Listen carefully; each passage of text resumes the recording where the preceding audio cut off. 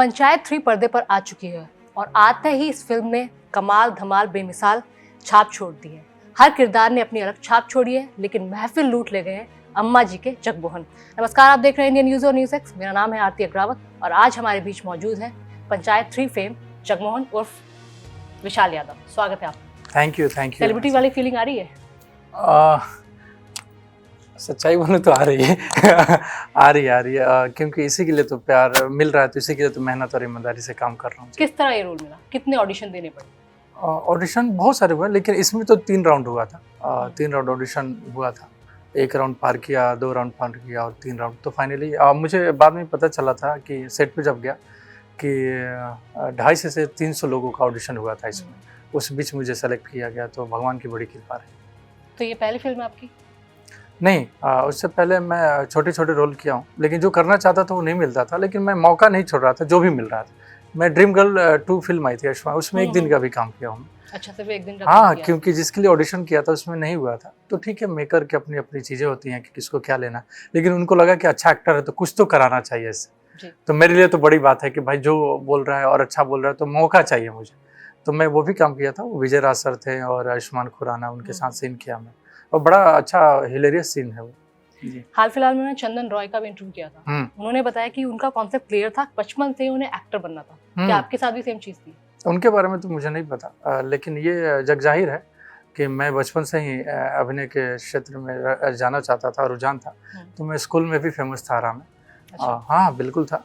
नाटकों में फेमस था, जो भी एनुअल फंक्शन होता है। फिर 7वीं क्लास में जो भी अमेच्योर ग्रुप्स हैं उन नाटक करता था उनके साथ, तो मैं फेमस था आराम में कि ये लड़का जो है नाटक करता है और अभिनय करता है, तो बड़ा पॉपुलर है और अच्छा लगता था उन लोगों को। तो तैयारी मेरी आरा से ही हो गई थी। तो अभिनय की ट्रेनिंग आपने बचपन से लेना शुरू कर दी? जी, 7वीं क्लास में मेरे पहले गुरुजी जो हैं श्री चंद्रभूषण पांडे, आरा के वरिष्ठ रंगकर्मी हैं वो। अच्छा। तो उन्होंने मुझे ट्रेनिंग देना शुरू किया, अभिनय की बारीकियाँ बताना शुरू किया, और तमाम जो हिंदी फिल्मों के जो भी फिल्म थे उस समय, तो उन्होंने रिकमेंड किया और मैं देखना शुरू किया, जानना शुरू किया। तो उनका बड़ा योगदान रहा है।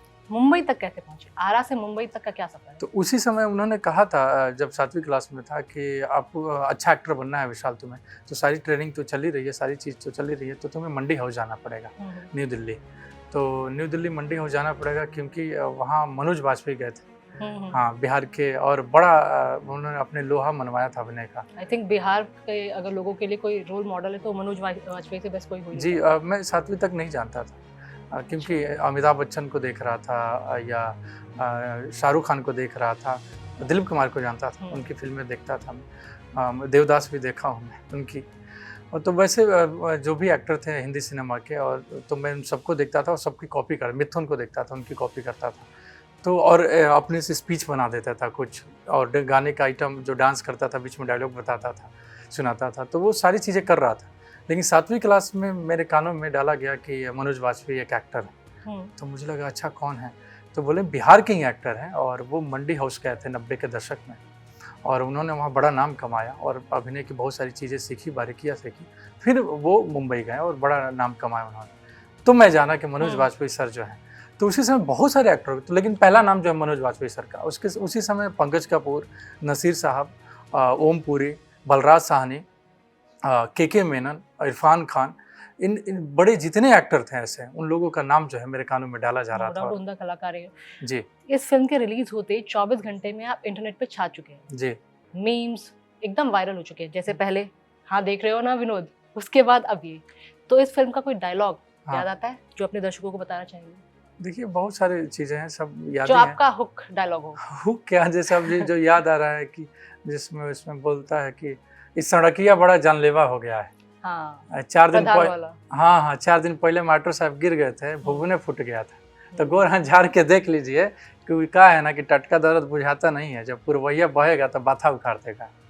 तो शानदार डायलॉग। हाँ, इसके अलावा आगे के क्या प्रोजेक्ट? बहुत सारे प्रोजेक्ट आने शुरू हो गए हैं, लोगों का नज़रिया चेंज हो गया है मेरे प्रति। जो नहीं जानते थे वो जान रहे हैं, समझ रहे हैं, मेरे साथ काम करना चाह रहे हैं।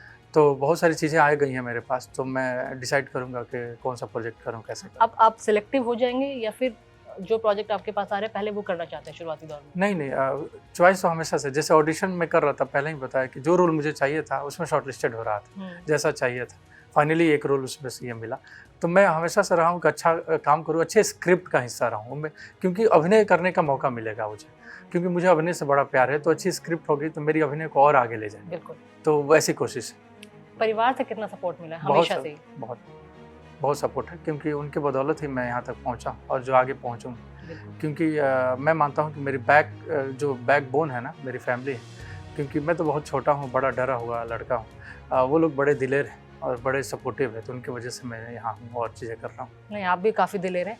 अगर आप लोगों ने पंचायत 3 नहीं देखी है तो जल्दी से जाके देखिए, और पंचायत की अगर पहले या दूसरे सीजन भी नहीं देखे तो लगातार देखिए और इस फिल्म को अपना प्यार लुटाते रहिए। नमस्कार।